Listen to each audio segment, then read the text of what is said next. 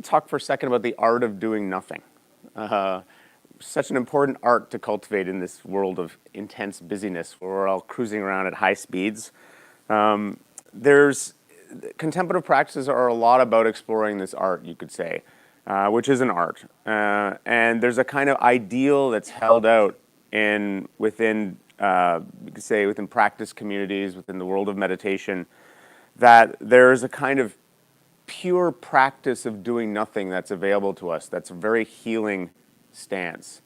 And the pure practice of doing nothing is a kind of practice of, and it's an ideal. It's something we all kind of you move towards in a practice.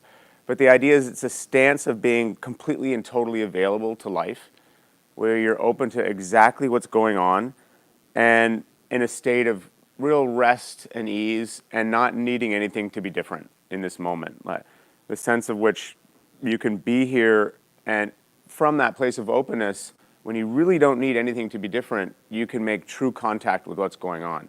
You can see people. You see the character in their faces. You're present for events as they're actually unfolding in real time, and not only present to your own ideas about how they should be going or your own concerns or worries. And that, from this understanding, all that stuff about the mind's ability to plan, to worry, to do all this stuff, it's all useful tools, but that the pure practice of doing nothing is a place where some of that gets to rest, and we can actually really be in our lives in that moment. And we sit in meditation, you could say, so that we can move closer to that place. We practice doing that in the sit itself, and the more we practice doing it, the more that place becomes available to us in more and more circumstances. And from that place, what we find is our actions tend to be cleaner, more appropriate to the moment. There's more energy efficient. We find our connections, our relationships to things are just, they're sort of subtly and sometimes very richly improved. It's like we're kind of creating a cleaner signal-to-noise ratio in our lives. So that's, like I said, that's kind of the ideal.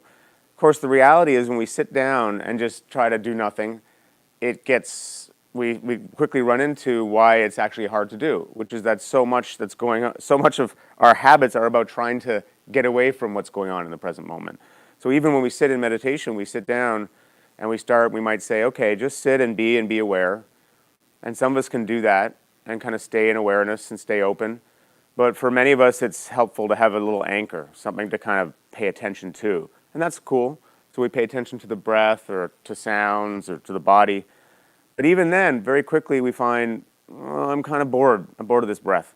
Like, I'm going to jump over here and try this thing over here. So this sort of little restlessness comes in. We can't quite actually be with the breath as it is or the sounds or whatever we're choosing.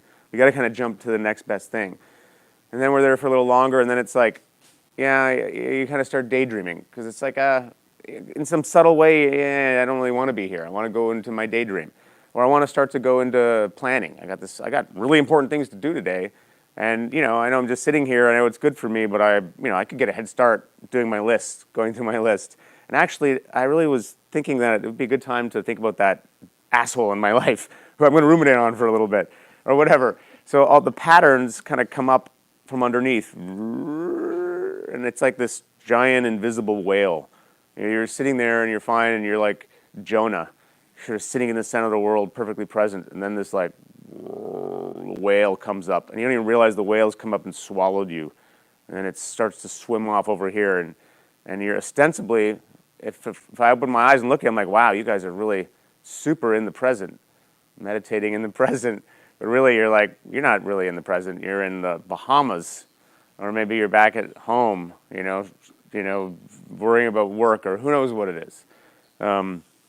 So this idea, especially on these Mondays, is let's explore doing nothing together. But let's explore it in this very understanding, sympathetic way.